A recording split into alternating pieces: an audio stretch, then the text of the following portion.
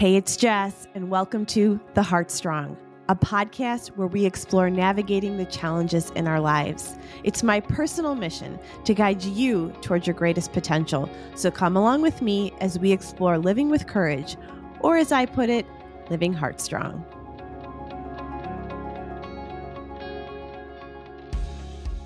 So welcome to the Heartstrong podcast. I'm so glad that you're here today. And today I'm sitting down with my friend and colleague, Michelle Loufman. You're going to meet her in a minute. But I wanted to tell you why I'm so excited about this podcast today.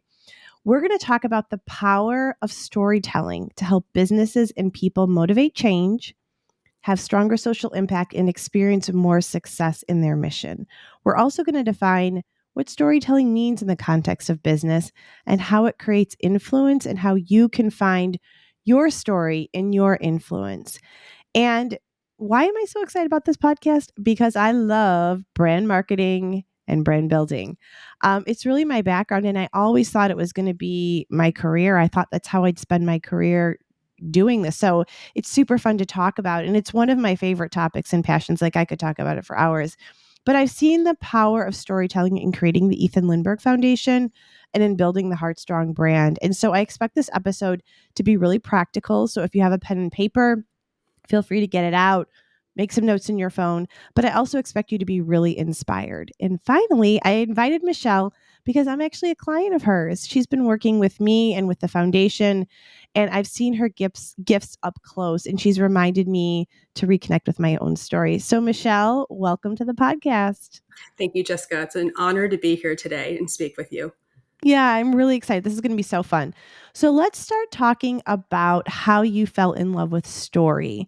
Like who introduced you to this concept and how did it kind of find its way into something that you just couldn't stop thinking about?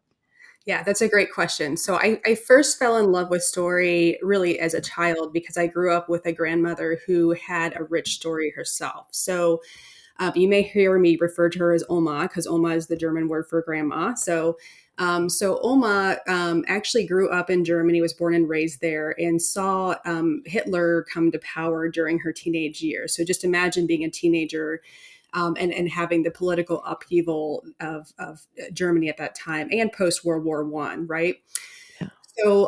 So she had this rich story of her life in Germany and surviving World War II, nearly starving to death, coming over on a boat on a 2-week journey, which was the traditional form of transportation at the time, with my mother and my uncle in tow to meet my grandfather, who was there a year ahead of time to establish a life for the family because it was, they just needed a new start. So my grandmother had this rich story. I'm very proud of the heritage. I also realized it was a hard story because they were entering a country at the time in America where there was a lot of hostility towards Germans. Understandably so, because of the sentiment post World War II of a war they didn't want after World War I, right? Mm-hmm. So I've learned a lot about the adversity that my grandmother overcame, but she was also just this avid storyteller. I think the art of bedtime stories might be a little lost, and she didn't read books to us. She just told us stories of her childhood, of imaginative stories of her growing up in Catholic school, and like funny stories with priests. So there was always story in our I guess I called it our DNA, right? Mm. And even in her home, my grandmother only really had National Geographic and Reader's Digest. So I just remember those were the only materials I had as a child to access. And even though I didn't understand National Geographic as, let's say a 10-year-old, what they were talking about, the photos are so poignant that you can't not help but be absorbed into it. And Reader's Digest was something I could understand even as a child. So story was just integrative for me from really, as I would say, from birth, really, because it's my origin story too. Mm-hmm. Yeah, so that is probably the genesis of story in my life. And so how did you go from, let's talk a little bit about your background too, just in your career, how you that's kind of been a through line for you, right? And how you've built your career and now the business that you have. And why I want to bring this to light is because I think we all have through lines in our stories that sometimes we don't see. Mhm. And and when we find them, like that's where I think we find our sort of gold of what our calling is. I think you found that. So I wanted to call that out. But just tell us a little bit about this through line through your career into like where you find yourself today in your business. Yeah. So, yeah, I love the idea of a through line in a personal and a career story. So the through line really for me started when I was actively looking at colleges and trying to figure out my career path. And if I'm really being honest, I always wanted a career in journalism. And for some reason, I never chose that. And I don't know if I Hmm. was talked out of it because of a fear of me being in war zones, a good as good parents are cautious of their children's future, right? Sure. Or if I just at the time had to choose a practical decision. I don't remember. But what I do recall is I chose a career in marketing, and it was just it was like the practical business thing to do, but marketing seemed like the more creative side of business, right? The less boring part of business. So I actually pursued a career. I got my marketing degree from Clemson University back in 2002. And then I journeyed through advertising, public relations, even building up to sales and marketing leadership roles. And then my last role before I left to start my own business was as a fractional chief marketing officer. So I'd build the marketing foundations for businesses, help them get established, make a lot of money, and then help them basically sustain themselves. But Hmm. throughout that journey, I was very what's the word I'm looking for? I don't know. Disillusioned is the wrong word. I just felt like I was a misfit. Like I knew something was missing and I couldn't figure out why. And then I felt guilty because I felt ungrateful for not being appreciative of the jobs and the work I had. And so I saw a business coach who really helped me unpack, and we unpacked my history and my own family origin story. And she said, Michelle, you are a storyteller. Even what you like to watch and read, you love biographies, you love documentaries, you always talk about story. This is really what you need to pursue. And so that's great. So I had this aha idea, and it helped me to understand why some of the traditional marketing roles didn't make sense. So let's use advertising as an example. It's creative, it's fun, it's punchy, but we're ultimately selling. I just felt like I needed a soul connection with what I was doing and with other humans, right? Even if it was talking about them or relating to them through story. And so that's great. I had that aha moment, but then it was, well, now what? What do I do with this great idea of you love storytelling? And I started to seek examples of how I could use storytelling as a business. And what I've seen is Toyota and Nike have been doing story really well, and they've done this years ahead of, I would say, where the trend is going to happen now.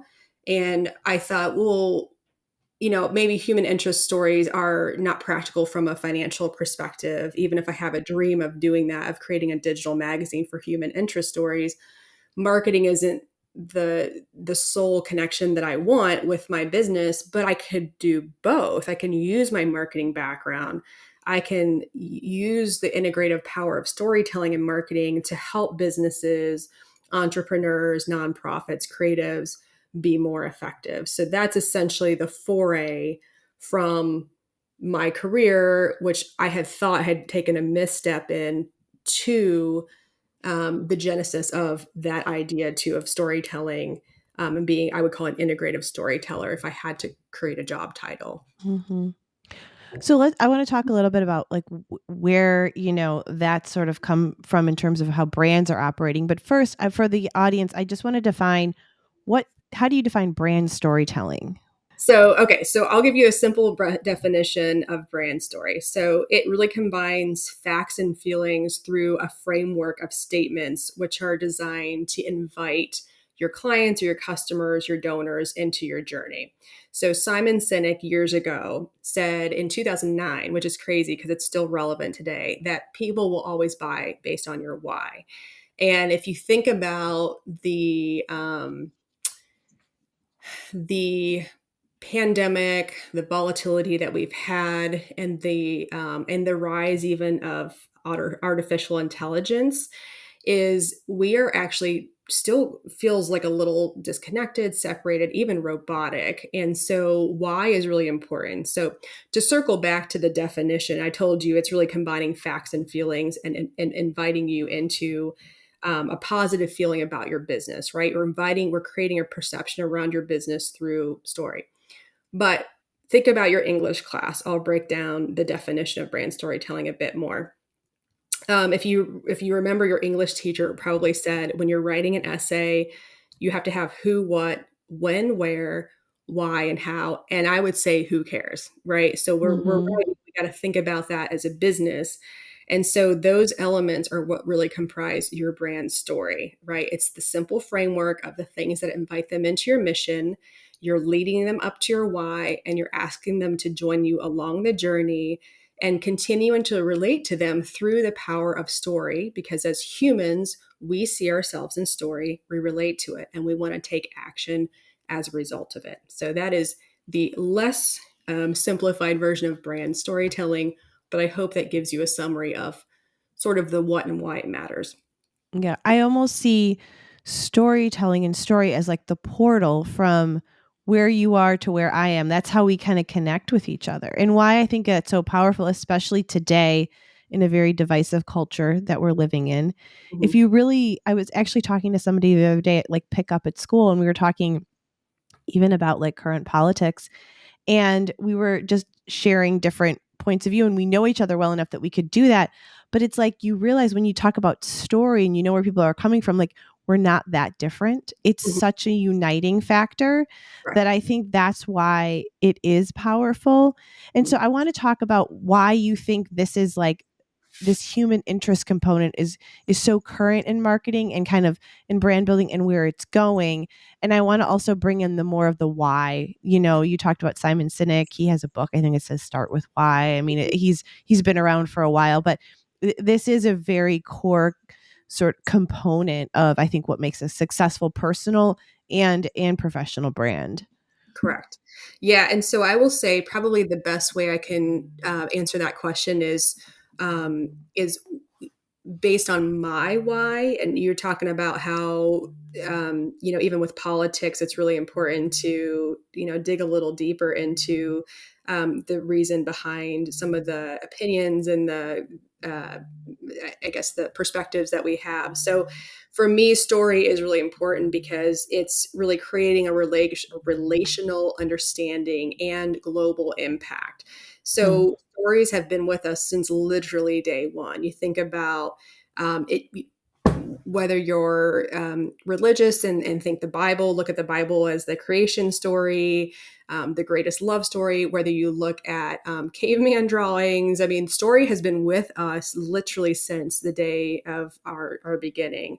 And we crave connection through story. mm, I think the second you hear someone's story, you start to finally have compassion and empathy. And mm, that's the most important thing to me. So it has a place in humanity always, but it will always have a place for business because as businesses, I think we have to remind ourselves that there are still humans running businesses, there are humans supporting businesses, which is also the reason sometimes the corporate companies, like the really extra large ones out there, get a lot of flack because they feel so inhuman.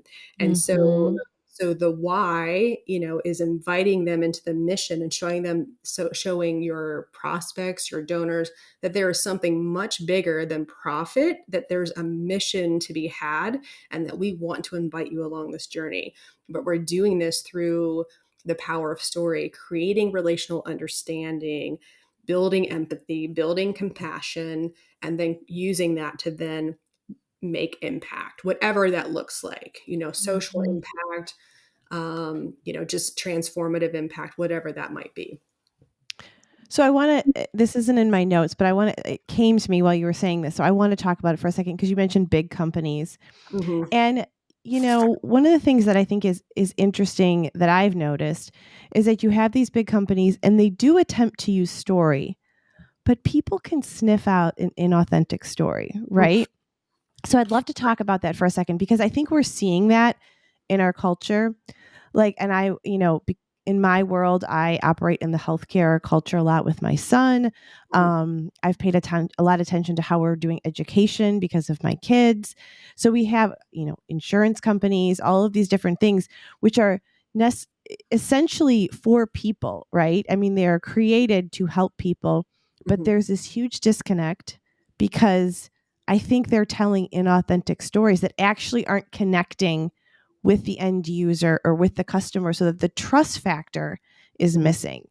So, can we just talk for a second about, yes, you want a story, but it also has to be an authentic story? I know we're going to get to like some of that a little bit later, but it just came to me as I was sitting here because nothing's worse than watching a business or an organization have an inauthentic story, and then it's even worse.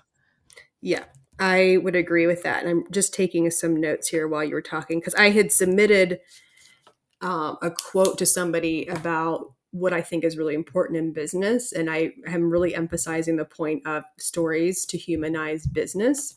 So I have a couple of thoughts on your question about or comments about businesses who seem authentic. They're trying to use story, but they don't know how. So I think first and foremost, we need to separate the difference between marketing and storytelling, just because I understand the difference between both. So marketing is, I would say, in my opinion and my definition, is sharing and selling, right? So I have a product, I have a service. This is why you should buy it. Go get it. And we need that because this is how we find out what's available and accessible to us as consumers, as donors, whatnot. Storytelling, however, is connecting, relating, and influencing. So through the object of humanity. And so healthcare, I would agree with you, Jessica, is interesting to me because I think they're always fighting this battle of like, we help, all these people, but they never really get to the heart of the issue. It tends to be more about them as the business, as the provider, than it is about the person that they're helping. And we'll talk about this a little bit later, but why those don't work is because you typically have a marketing person or an advertising person who's creating that. There is such a difference between marketing and I would call it brand journalism, is being a reporter, being an investigator, being a nonfiction writer, creative nonfiction writer for a brand. And stories don't have to be long, but you're right. People can smell BS right off the bat. Mm-hmm. And the problem is that there usually isn't a way well, I wouldn't say a way. Sometimes some businesses feel like they have to sanitize a story because of legal reasons, right? And I'm trying to encourage some of the clients I'm working with, like not like nonprofits, to say, there's nothing illegal about what we're doing. If people are willing to share the story, you're not promising Mm-hmm. anything. You're just delivering a message that someone has said that has transformed their lives. And you can't be necessarily the creator of the message. You have to be the usherer of the message, right? So kind of what I've been doing with you is I'm not making up your story. I'm just helping you find what it is. We're mining the story, we're defining the story, and we're making it authentic. And so that's what's authentic. But the second someone else defines a story for a person that they don't even know, haven't met, or make it ad copy, it's not a story. It's It's marketing, it's you not, know? it's selling. Yeah. Yeah. It's selling. It's And selling. again, you need it, but that's different than story. That's not Right. relating. That Right. is, we've got something you need, and this is why you should buy it. So, Well, and I think what storytelling is doing in the way you're talking about is it's trust building, it's mhm, connection building. It's hard to sell something if you haven't first built that connection, right? right. So let's talk about your why, because and like how you found it. Mhm. And then like once you found it, what did you decide to do with it? I think it would be a really good example for people to like see this sort of in real life. Yeah. So part of how I found my why is partly through my business coach and discovering the fact that story does have the power for relational understanding, relational repair, and for global impact. So that's one piece of it. But like I said, I got that aha light bulb moment, and it happened around the time I left my full time job and decided to go on my own. but it still felt nebulous. What do I do with this why that I have in storytelling? And less than 6 months later, I found myself getting emergency blood transfusions because I had tumors in my uterus, which were just one of many, many health issues that had happened, and it declined very, very quickly. Wow. And so in my journey, my illness, my chronic illness, which stemmed from heavy metal toxicity, mold toxicity that influenced autoimmune, a lot of pain and loss and life shifts forced me to do something with my story. Because what happened is I just had pain, emotional, mental pain, and along with the physical pain that was unchanneled. I needed to do something with it. And so, being the creative that I am, I had to like share it out. I was sharing I shared that I was in the ER, that I had to get blood transfusions, that I was really scared. I couldn't understand what was going on. The doctors were not giving me the proper diagnoses. Just my journey into finding information, and also what I was eating, what I was not eating, like cleaning up toxins in my food and my makeup and my environment. And it really inspired people to make change. So, to segue back to story, is what I realized is my story had power. And I had so many friends who came to me and they were first shocked that I was even that sick, because maybe 6 months before, maybe 6 months before, my husband and I we went to Peru and we did a 4-day trek through the Andes Mountains, to see Machu Picchu and a few other Oh, sites. wow. That's So awesome. how do you go from, thanks. So you go from that to, I could hardly get out of bed. And so I can continue to share my story of what I was learning, how I was healing, what I was afraid of, even just the emotional pain that I was going through, and connecting with other community members who had chronic illness. And when I saw my friends make changes, stop using toxic products, and their cleaning supplies, their makeup, when they were going to alternative doctors like functional medicine to help their kids see healing, when they were struggling with infertility and started to understand there could be a root cause to that, I started to see that power had the influence to make change. Because if I looked healthy and active, and I like hit ground zero very quickly, and very, I was very scared. Um, what's to say no one else could too? And so that circles back to the why of my story of, we're creating relational understanding, empathy, and we're creating impact. So that's a lengthier way of saying that my illness was really, I would say, furthering the catalyst of the dream that I had, the lightning moment of, you're a storyteller, Michelle. Hmm. And you saw the power of it and you saw that it helped people make change. Yeah, So from there you said, I want to be a brand storyteller, right? I mean, that's kind of it with that. And from there, is that where your business kind of took off after you were able to get yourself sort of through that initial stage of your illness? correct. Yeah. So Yeah. prior to that, I was doing, I was still in my marketing career, and I was doing photography a lot too, but I was still doing like families and occasional weddings. And I realized when, when you're really sick and you have to make decisions based on the level of energy you have, the mental strength, capacity you have, it becomes very obvious that, it became obvious to me I had to make some really, hard decisions. And it just occurred to me that I thought, well, did I waste 20 years in marketing? No.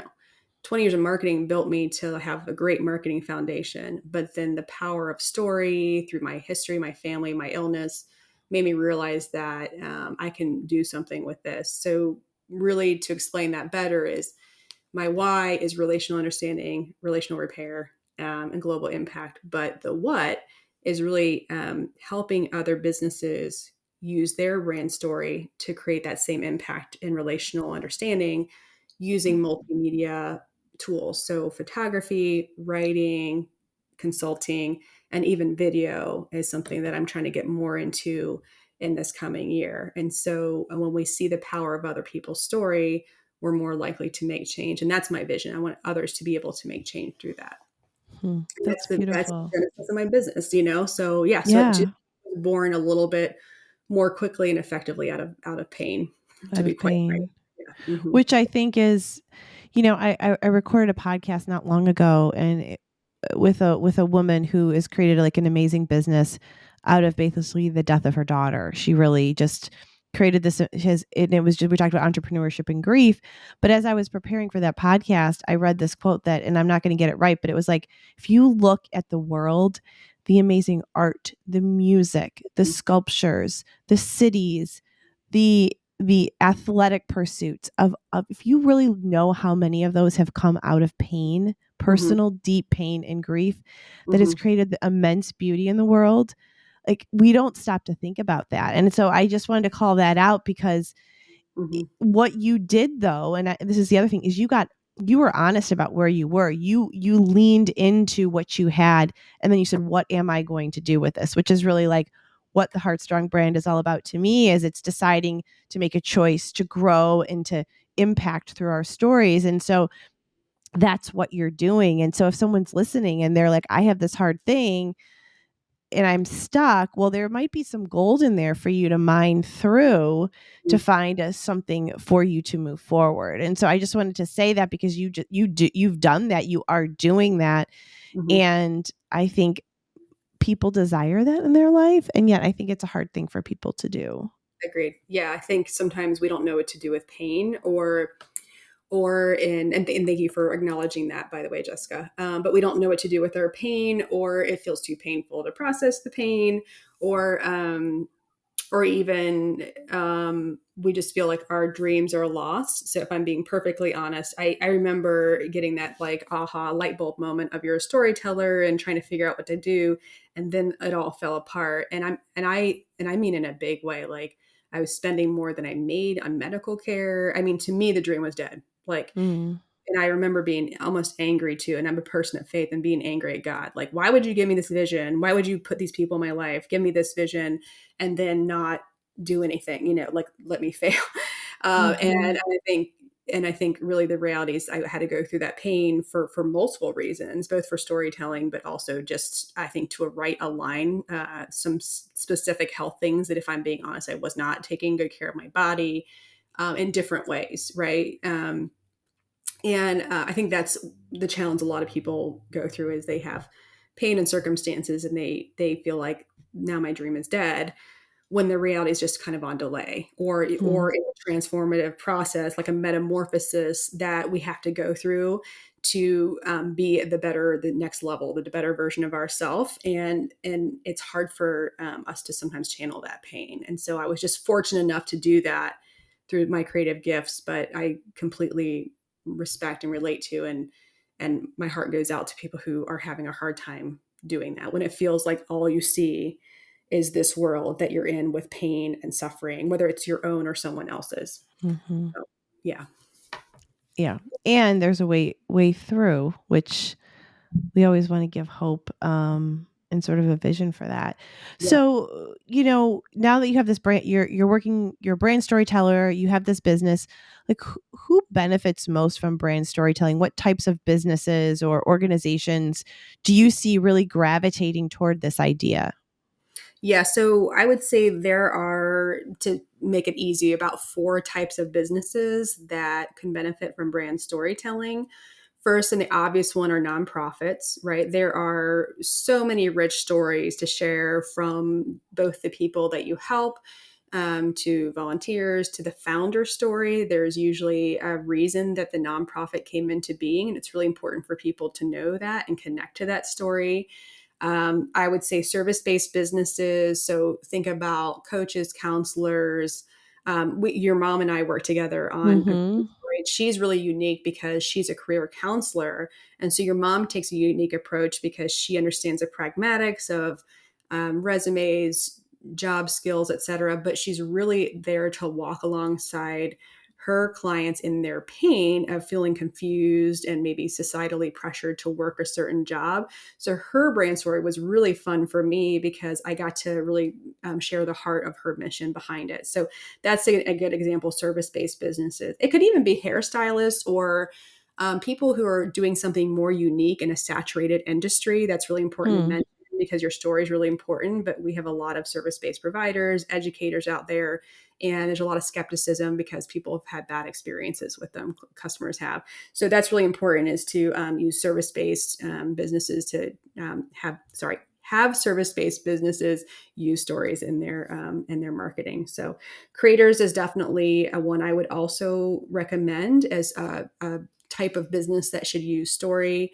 I'm working with a pair of authors who are launching a book about eating disorders, and it's a Hmm. very unique book. And I think it's going to really revolutionize the industry, both in therapeutic care of therapists who are offering treatment for clients to recover from eating disorders and even identify them sooner, and for readers to almost have therapy themselves, but have practical tools to understand why their eating is out of control, whether it's anorexia, bulimia, or something else. And so that's a really interesting uh, I guess, target market, because when you're authoring a book and you know it's special, unless you're already a big deal and you get a big book deal from a big publisher, it's so hard to get the word out there. So your marketing is really important, and unfortunately for the authors, they, after they've done the painstaking process of writing the book, they are also trying to launch it into the world, and that's confusing. And so the message has to be really tight, and we have to use the power of story to keep relating. So it's the same thing. And then, so we talked about nonprofit, service-based businesses, and creators, people like authors. And then the last one are influencers. And Jessica, this reminds me a little bit of you too, is people who are trying to either start a movement or are sharing wisdom. It feels very nebulous to them. So, and they need some clarity around what they're offering. And I'll give a quick example of this. I had a client. It was a husband and wife team, and they are faith based, and they wanted to use kind of a content platform to share, quite frankly, wisdom and Hmm. helping men and women heal from their past trauma to grow in their faith. So a lot of times we just are very stuck in this little cycle, and we don't feel like we can experience the fullness of God in our lives because we've had trauma in our past. And so we're like, what's wrong with us? And why don't I feel fulfilled and full?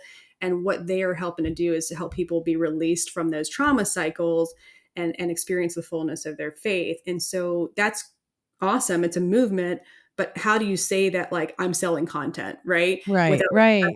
content, right? So that's a good example of influencers who are starting a movement or some kind of healing content that might help others to find transformative release in that. And so that's the fourth audience I would recommend that would have a strong benefit from brand storytelling. Hmm. Yeah. No, and is there one that you think is most challenging to work with or most challenging to help? I think typically, so service based are, and nonprofits, I think, are easy because Yeah. there's a defined focus. I would say the influencers who are starting a movement or offering wisdom is a little bit more challenging. And for me, the brand storytelling for influencers, movement makers, is actually more exciting for me because they're doing something that's really big. And so it challenges me to ask more creative questions and to dig very deep into who they are. And a lot of times the person is really the brand itself too. Hmm. So we're trying to understand the person and the business. So we get to the heart and then also to the what, because at the end of the day, if even if it's a movement, you're trying to make money off of it. You think Simon Sinek's maybe a good example of that to go back is, Sure. how is he's getting paid to share wisdom, right? Yeah. And how did he get there? And so even someone like Simon Sinek, for example, has to have some sort of framework of what he's selling, what he's offering, and what his why is, right? So, Hmm. but more challenging but fun, I think, for But me. fun. And Yeah. and I you said something about, the influencer sort of movement maker that ultimately like the person is the brand. And so I just wanted to interject something that I have learned in working with you, but really just over the last several years of running a nonprofit and creating it, is that I've shied away from that part of it. And that has been a hard, because I'm like, well, this is about the families, in my case, like the families in the heart community or the families of kids with chronic illness, or I Mhm. don't really want it to be about me. I want it to be about other people because I care about other people. I want people to feel welcome into the story. I don't want to be me, me, me. Okay. So that's sort of my, you know, that's my default. But what I've learned sort of the hard way is that I think I have missed out on some growth opportunities, to be frank, because I haven't interjected myself more. And I'm learning about that and trying to figure out what that looks like. And so I'm just sharing that because I think there's a balance if you are building Mhm. a brand or an organization or, a movement, is that you have to also be brave with your own story. And while most people would say, Jessica, you are brave with your story, you're very vulnerable, I am, but only to a point. And so I'm learning about that. And I've learned about that through working with you. And it's sort of a nuanced insight though that I've been thinking a lot about. So I Yeah, just wanted to throw that out there because it's easy to, especially when you're working in a marketing campaign, and putting marketing in air quotes, like the selling, it's like it's other, but it's like it's really about the vulnerability of being open about ourselves, which is scary and uncomfortable sometimes, right? correct. Yeah, and I think that's the first piece is it's okay to be afraid of being vulnerable, but you don't have to overshare everything that is a Right. challenge in your life. It's at the end of the day, we're just again it all goes back to relatability, right? Humans are humans and they relate to humans and they need to feel human, right? And so the important thing to think about is your story something that could help others see themselves through your pain or your experience? And if the answer is yes, then it's really important to share that, but it can still be shared and discovered tenderly too, right? Mhm. So, Mhm. yeah, and I know it's hard because again, sometimes we relive that pain a little bit when we're in our stories. So, Right, right, exactly, exactly. So you talk about, when we're talking about brand storytelling, you talk about the macro story that is going on, and then you talk about like sort of the micro story, which is like the ongoing story. So will you sort of break those down for us and tell us why they're both important? yep. Yeah. So brand story is, we defined it earlier, is kind of your who, what, when, where, why, who cares, right? Inviting them into your mission. So now we want to get practical and talking about what does it look like to find it and activate it. So as you mentioned, the macro story is really we're defining and then integrating. So we first have to make sure you have a solid marketing message. And that is supported by at least one story to make you relatable. Because the thing is, if it is not strategic, a story really falls flat. Like, a story is special, but it has to be strategic. And so what we do is we create a framework first of that: who, what, when, where, why, how, and who cares. But we always lead with the why. So you're not introducing your title, you're introducing your mission, you're inviting people into that mission, and then you're leading them through what I would call the sales process, but it's relatable through story, whether it's a founder story of how the business came to be, whether it's just the passion you have for it, whether it's you saw something, you experienced something in your life, saw something happen to someone else that just made you angry, and you felt like you had this desire to change the world or start a business as a result. So for me, it's really more about we're creating, discovering, and blending the message that sells and relates. So again, marketing and then relating, connecting. And then what we do is I said, we define it first, and then we have to integrate it, because now we have to make that into your elevator pitch, your maybe your social media bios, your website copy. And I'll step back for just a second and explain why this is important to step one, because when you think about a brand, and a brand is just the perception that people have about your business, what that you want them to have about your business. Your brand, if you think about it, when it's activated, is oftentimes a logo. It's consistent fonts, it's consistent color scheme. Coca-Cola, like, every time it's at that red can, it's that scripty logo. You just know what you're getting all the time. So that's the visual brand. But the problem is, what I found in business is they have power and consistency in that, even the photography, but like their message is all over the map. So you need to have that defined, because you need to tell people how to talk about you, not the other way around. So when that message is consistent, it's just as powerful as a logo. So your framework and defining and integrating step one, your marketing core message with a supportive story is step one. So, and if you already have that, awesome. That's great. So then you're, further into the next phase. So that is the macro view. And I can talk about the micro view unless you have any questions about that. No, go for it. Go for it. So the micro view, then we're like, okay, we've defined your story. It's on your website. It's on your social bios. Like you have your elevator pitch. So now we're consistently sharing and talking about you the same way every time. So the beauty in that is that now that you have more clarity, you're like stronger in sharing your mission. People are buying, they're more likely to buy from you now. They're relating to you. Now we want to go into the phase where we're relating, continuing to relate, because marketing we know is never, we have to keep doing it, right? Mm-hmm. The micro version of brand storytelling is really continuing to discover and relate.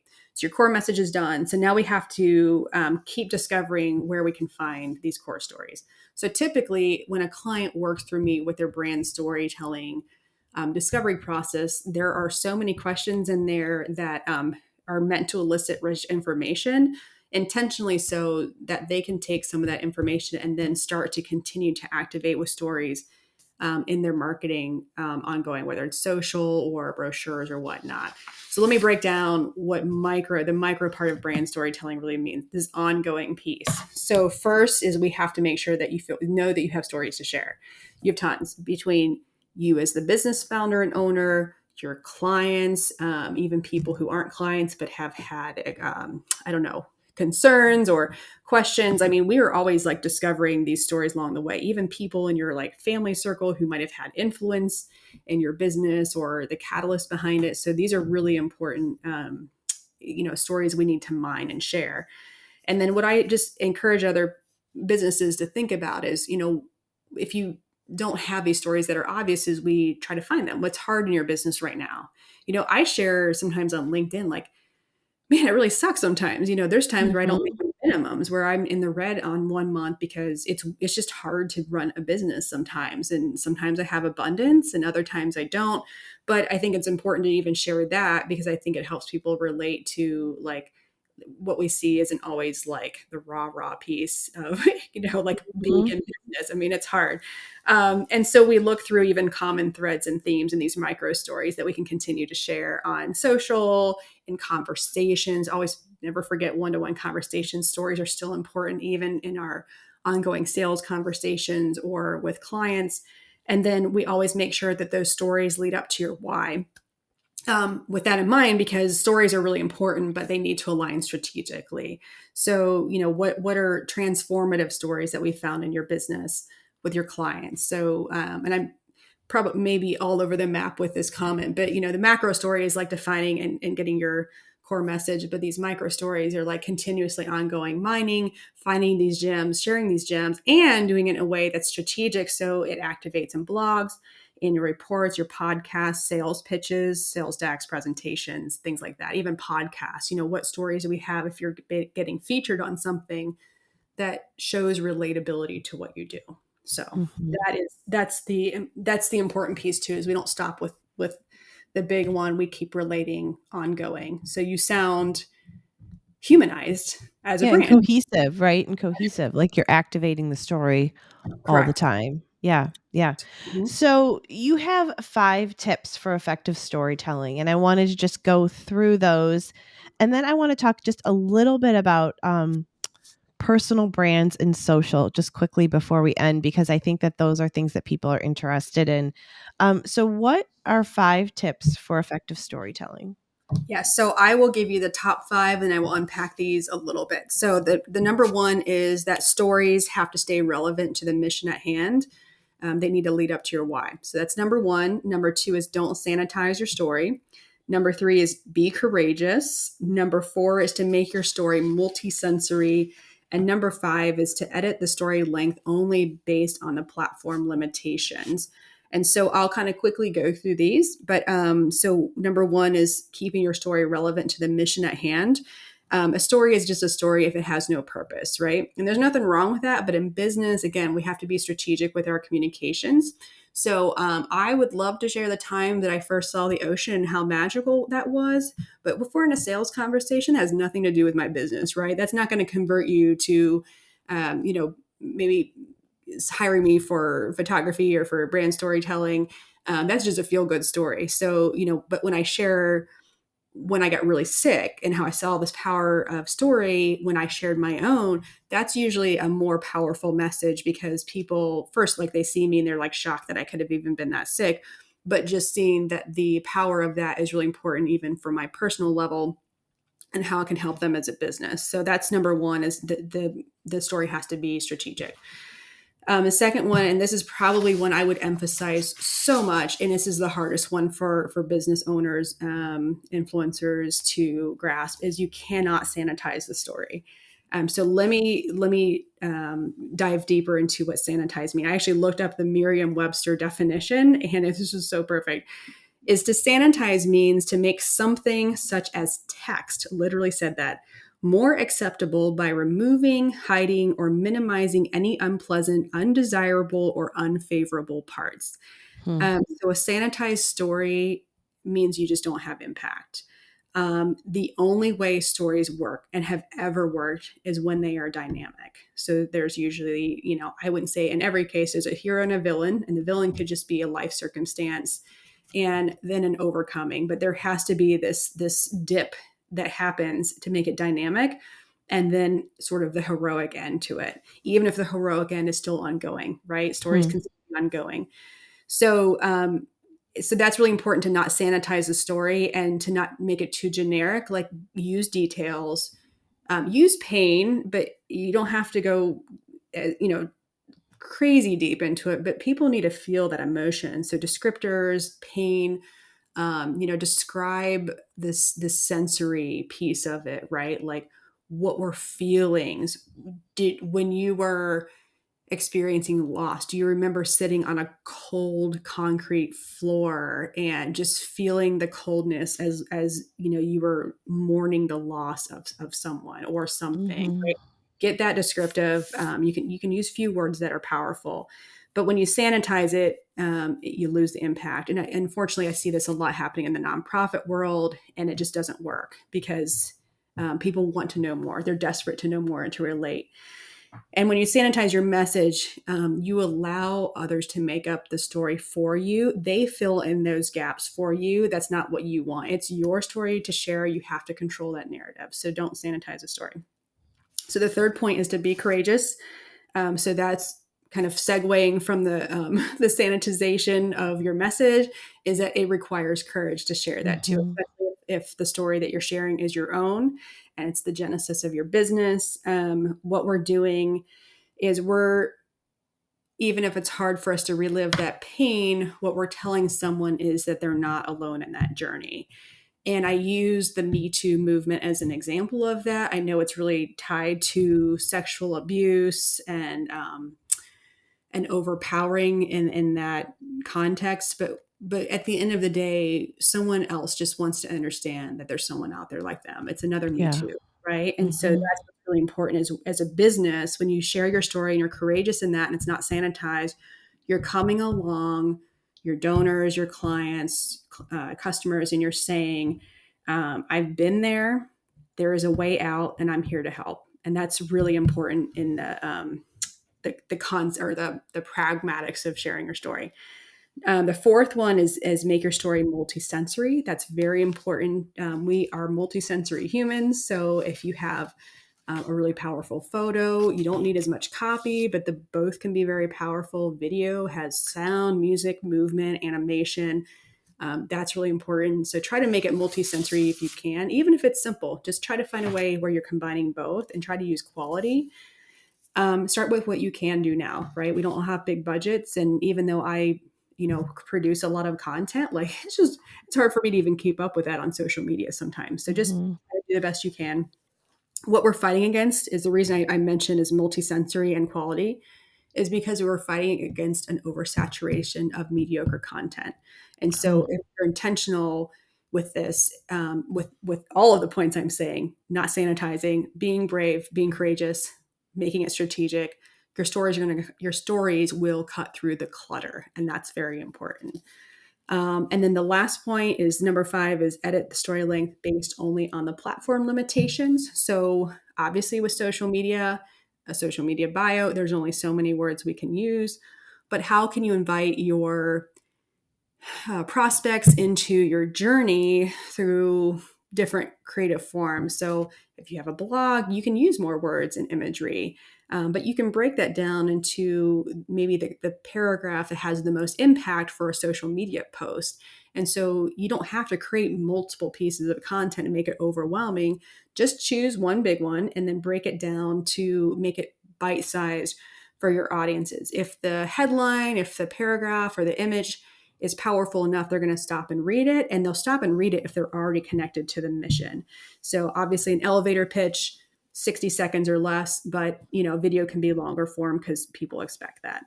So that is what I would recommend is the 5 practical steps of integrating your storytelling and discovering and also just being practical with it.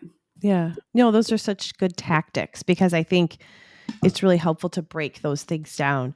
So, I mean, I mentioned personal brands and I mentioned social media, and I love what you said about quality content because it's just a good reminder because sometimes we just throw things out there just to be out there because we Mhm. haven't planned ahead and we're busy. Right. But it's a good reminder to really think about what you are putting out there. And so I wanted to ask you about, if you are a personal brand and you are trying to grow that and it is a saturated, I mean, the world is saturated with information. I mean, sometimes I can't even look in social media, and I love knowing what Yeah. other people are doing and I love observing brands, but like it in your opinion, like, is it posting every day? Is it just having some quality content? Is it like, what is, I mean, it's a big question, but what's generally like a strategy that you have seen as effective if you're trying to get your message out there, you're trying to be authentic, Mm. but there's only so much that you can do. Yes. And it's hard because this could be an entire podcast in and of Yes, itself. and we But could do that. We could do that. I think, and that might be one we could do in the future. But Yes, and it's hard because I always want to give these like 10 practical tips, sure. but also not make it too generic. So I would say it's funny. I just went through this. I wouldn't call it a master class, but this kind of group coaching about social media. And the first thing I want to just emphasize is that marketing and humanity and business connections have long existed, even for a personal brand, long before we even had social media. So to um, what's the word I'm looking for? To think that social media is the only way can be dangerous. So just remember that marketing is That's a good bigger, point. and you have to think about, you have a lot of owned content. So there's owned, shared, paid, and earned media. That's how I break down marketing. You probably understand that. So your own Yes. content is your website, your blogs, e-newsletters, things like that. And then the shared content, because you might own the content, but you don't own the platform. And the Facebook and Instagram and LinkedIn and TikTok, they can change the rules tomorrow and then you're all stuck to it, right? So that's shared media, which is where social media falls. So, and then earned is more like publicity, PR, client testimonials. Paid media is obviously hard dollars, right? Which is to really see, I would say, traction is where you have to go on social Right, media. right. It's a pay to But play situation a lot of times more than we want to realize. Yeah.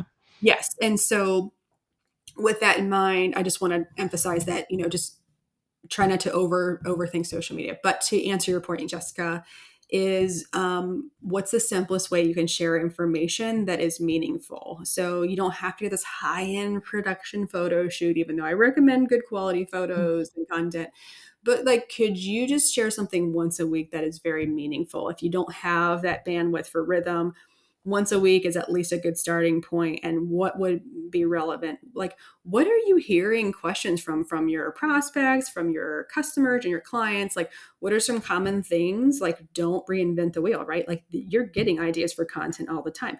What are stories that they're sharing? Are you willing to share that story?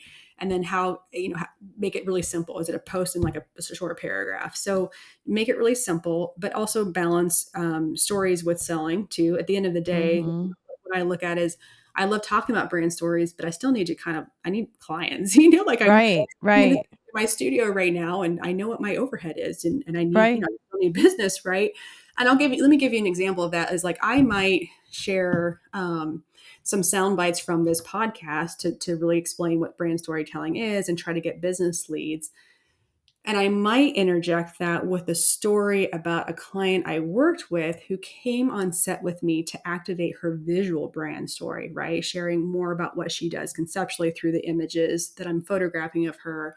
The second she walked into my studio, she said, my dad would tell me I'm too fat to be here today and I don't deserve to have a photo shoot. And this woman is middle aged, Wow. right? So that's a painful story. And I asked her if I could share that if she's ready for it. And she eventually Mm. said yes. And so at some point I'm going to share, like what a brand storytelling is, Yeah. to share that. And I'm going to talk about a client who has had a raw situation and then talk about the hope behind that and say, you know what, like we need to stop listening to these voices. Your story isn't someone else's story that was passed down to you. Your story is your own story. So it still has context to the strategy, it's relational understanding, it's impact, it's encouraging for others who have heard these negative voices in their heads all the time. It's also the thing I fight against on set is women who coming in with bad confidence because of crappy people in their lives. And I'm Mm. selling the thing I need to sell because that's the service I'm offering. So I don't know if that helps to make sense. And then we can dive into personal brand too if I didn't cover that Yeah, effectively. no, no, I think it's good. I think I just wanted people to get a sense of where you could start. And Mm-hmm. I think one of the pieces that I wanted to piggyback on that is being courageous and Mm-hmm. not sanitizing your story. If you only have, you are only going to be out there a little bit, make it something with that, because I think that's how people relate to you. And I Right. wanted to bring up one thing in our work together, um, that I just thought of, was that we were going through my brand story that you wrote for me, and I read it and I said, "Oh God, I do not like my story." Yeah. Right. I mean, it's honest, and I was actually thinking about it this morning. Like, it was beautiful. You did an amazing job. It wasn't the writing or the creativity or the words, but I read it back and I was like, "Good Lord, that's an awful story. Who wants to live that story?" And it's mine, right? Mm-hmm. And so that was it. I mean, I physically felt uncomfortable when I was reading and reviewing it, because number one, it's like, this isn't the story that I wanted. I had a Mm-hmm. totally different idea of the story that was going to be my life so Right. far. It's Mm-hmm. not finished yet. There's more to go. And second of all, it felt very vulnerable because I'm like, oh geez, like, my biggest fear, it goes to my biggest fear is pity. And my biggest fear is people being like, I feel so separate from her because she's got this situation, I don't want any part of that. Mm-hmm. And yet, you know, and I was thinking about this also this morning. It's like that's actually the calling on my life, Mm-hmm. which and so sometimes the thing that we don't like, whether, the woman walking into your studio saying that I'm too fat to take this picture because that's what my dad always said to me, Mm-hmm. that's not a story she probably likes about herself. But that in that story, so many women are going to relate to her. That is Right. going to be a portal for her. I like to that through line to which she can connect with people. And so for me, what I thought about was my ultimate goal is I want to be a teacher and an influencer of people to help them reach their full potential so that they can grow through the challenges that they're in front of. I can only do that if I'm getting honest about my story, even the one that I don't like. Right. And so I just wanted to like throw that out there for a minute and say, you might have a story that you don't like, but it doesn't mean that you shouldn't find a way to integrate that into your business, into the work that you're doing.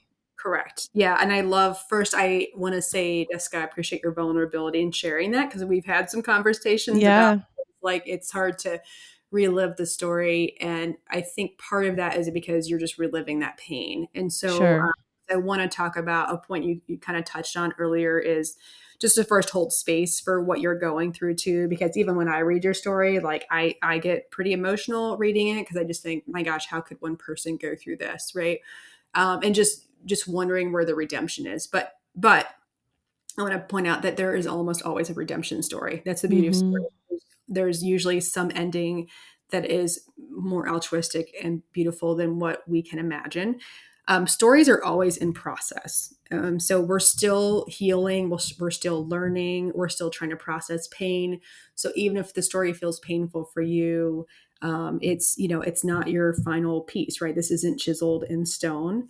And pain, in a weird way, gives you some credibility in like the mission that you have to, even if it's really hard to read. So I try to encourage people, whether it's your personal brand, the you that's out there sharing wisdom or whatnot, or a nonprofit or whatever it may be, when there's a painful past to it, is just remember, like, part of what you're doing with your mission is also actively rewriting your story, right? It's you're not stuck in that place, but we might be stuck there right now. And even today, Mm-hmm. I'm telling you, I have to go back to my functional medicine doctor. I'm having more setbacks with my health. It's really hard because I keep thinking, when is this cycle going to end? But, what can I use this journey for to keep resharing my story and remind me of the mission at hand? So, and it's just hard. It's hard to relive the pain, but, with time comes healing too. Yeah. And it's a comma. It's not a period. That's the Yeah. best way to say it. So. I love that. I love that. I feel like there's so many more things we can talk about. So will you come back sometime to talk some more? Yes, I would love to come back. Okay, I'd love to talk more about personal branding and all of that kind of stuff. But I've been asking all of my guests this season this question, and so I want to end with it. Um, this season, I'm focusing on who we become and Mm, what we create from mm, the heartache we witness and the adversities that we face around us. mm, And so what I'm wondering is, what do you like about yourself? What is, like, you like, I like this about Michelle mm, because of the adversities that you faced in your life? Like, what has been birthed out of it that you really like? mm. So the words discomfort, resilience have been top of mind for me lately. Is just, I think, growing up in some challenging childhood, a little bit of a challenging childhood environment, with family who tried to love me really well, but kind of out of their own trauma, illness. Even I found out I'm a highly sensitive person, which is really more highly sensory, which means we're just very highly empathic and intuitive, but we also experience pain very deeply, even to my chronic illness. And we had a very, very traumatic family situation that happened about 8 months ago. And it was like, just, I mean, there was some violence, and it was just, I mean, the stress I couldn't even describe, like shock, medical shock, right? And I keep thinking, my gosh, like, what more can I take right now, with all of this? And I just, my nervous system just can't catch up. And then, and I'm part of a coaching group for highly sensitives, and the thing they keep harping on that I'm learning is discomfort resilience. Is that Hmm. I think now that I'm in my 40s, I look and I'm like, life is just always going to have pain. You can have your work go well, you can have your finances go well, and you can have like an issue with your family, right? There's always going to be Right. some, There's always something. everything. And so, but am I going to fixate on the pain, or can I transform what I'm experiencing into, it's not that I don't want to like acknowledge the pain. It's just, how can I like live with that and understand it? I'm going to learn from this. I'm experiencing this.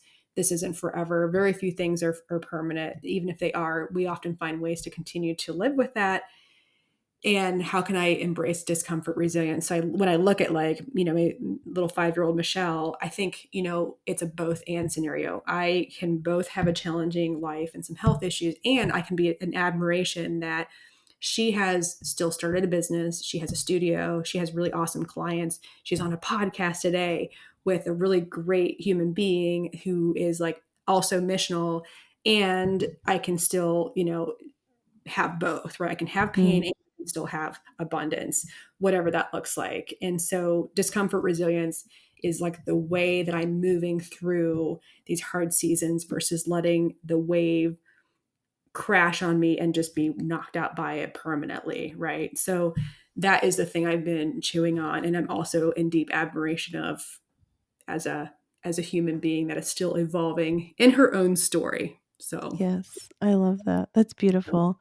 Well, Michelle, thank you so much for being on the podcast today. I've loved this conversation. I'd love to have you back again. And I really hope that people will relate to this and embrace it and see how their own story is super powerful, whether they're have a personal brand, a nonprofit, a business, and that we continue to use our stories to make impact in the world. So thank you so much for being here. thank you for having me, Jessica. It's a wonderful day today. All right, I'm going to stop recording. Thank you for joining me here on the Heartstrong podcast. Please rate and review this podcast and share an episode that you love with a friend, because when you do, you help us grow our mission of encouraging people to grow through the challenges of their lives and to live their full potential. We'll see you next time.